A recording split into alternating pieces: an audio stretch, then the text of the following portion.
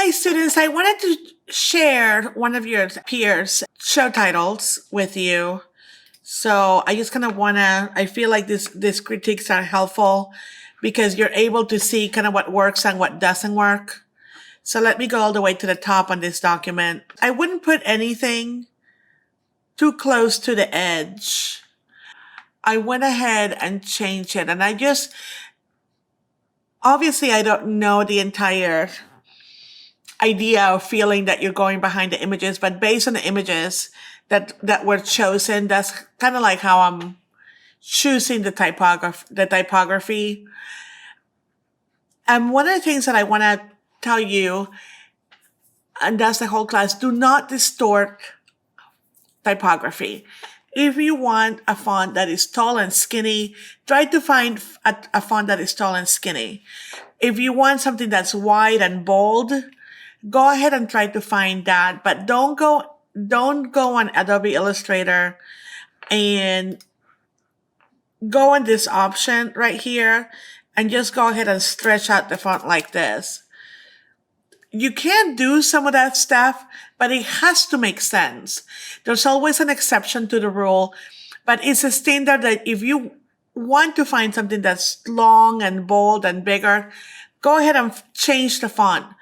This is not for you to use all the time. I know there's flexibility in using it, but I can probably tell you in my entire career, that is over 20 years, that I have probably used this option to distort fonts probably a handful of times. So it doesn't happen very often, as long, again, as it makes sense. So this is what I went with. I guess based on the castle, I just stacked it a little bit differently, closed the leading in here, and went with something a little bit more whimsical. On the next one, this stacking actually I thought it was really interesting, but the only difference that I did in here is it doesn't read right. It's an enchantment of secrets up here. You almost see the of secrets first, then enchantment. So you want to go ahead and probably use the of secrets a little bit smaller. And so this is what I did with it. I just went ahead and changed the stacking, left the exact same type. I thought the type that was chosen was very fitting for that. Here's the next one. I do like that some of you guys are using the outline, or they use the bevel for some of this. And it works as long as it's done on purpose. This type is a little too stretched out in this example. I went ahead and used that same copperplate font, changed the bottom, but went ahead and used it at 100%. Let me go to the next one here. It is interesting, and this is a very, very busy picture. And, it just kind of gives you that English,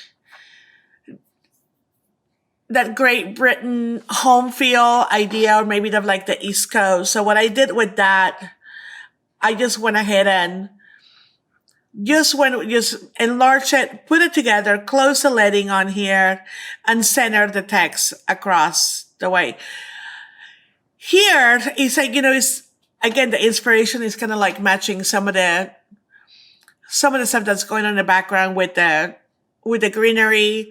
So I combined actually 3 fonts in this, sized down the off, and did a sans serif with something kind of dark. Like there's something not really enchanting, but something eerie about this photo.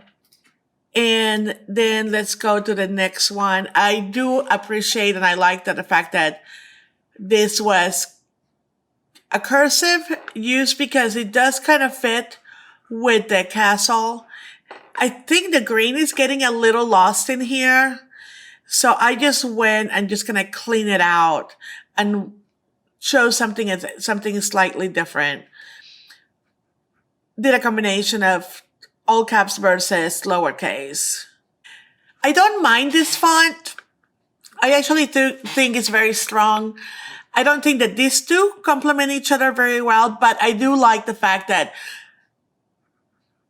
it was experience, and that's what you want to do. You want to go ahead and match different fonts with different styles font. You can match serif with serif, but sometimes they don't always go together. But sometimes you just have to take your time on finding the right font, and it's just a matter of practice.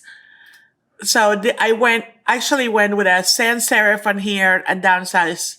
I'm not a big fan of this type. However, it does complement the background that she has on. That's what's going on. The yellow is a little bold and it does stand out. And I would have flipped this too. And this is what I did for that one. And this could have also been yellow, the same. But I just kind of put the white on top of the darkest area of here to kind of show a little bit more balance in here. Let's see. The next one is, again, I do like what she chose in here, and this works.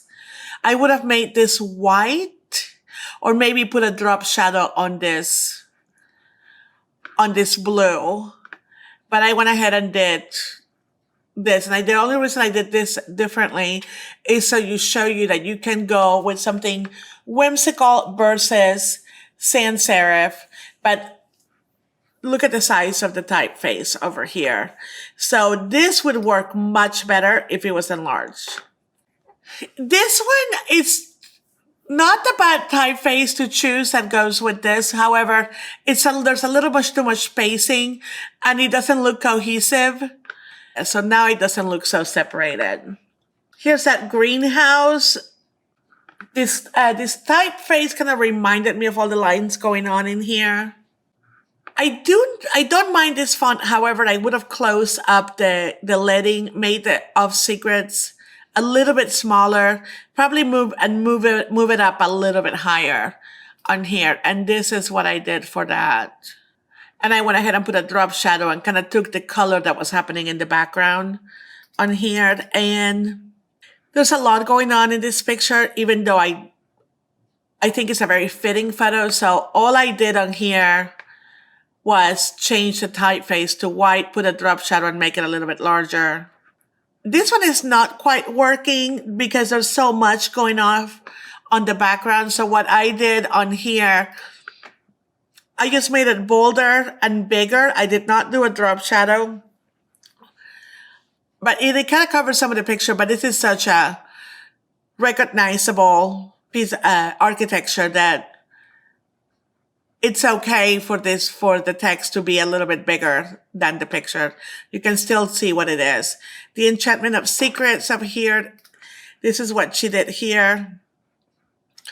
I just went ahead and centered this and go ahead and put all caps, but same kind of treatment, just some minor changes.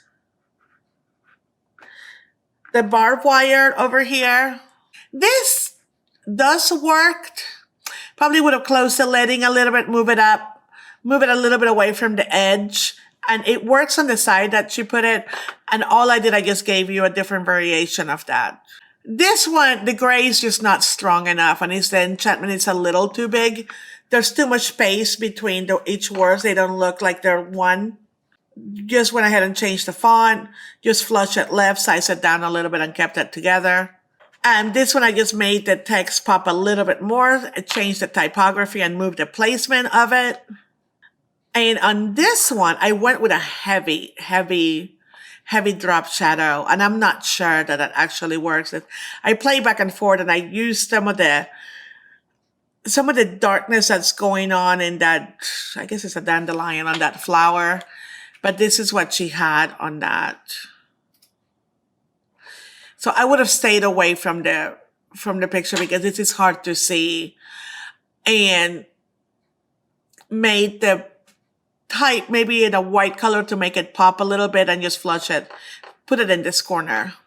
I don't mind this typography. It's the only one thing that it's very, very hard to read, and the brown doesn't help it.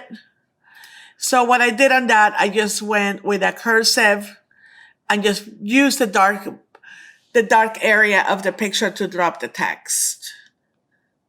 I hope that you guys are finding this helpful.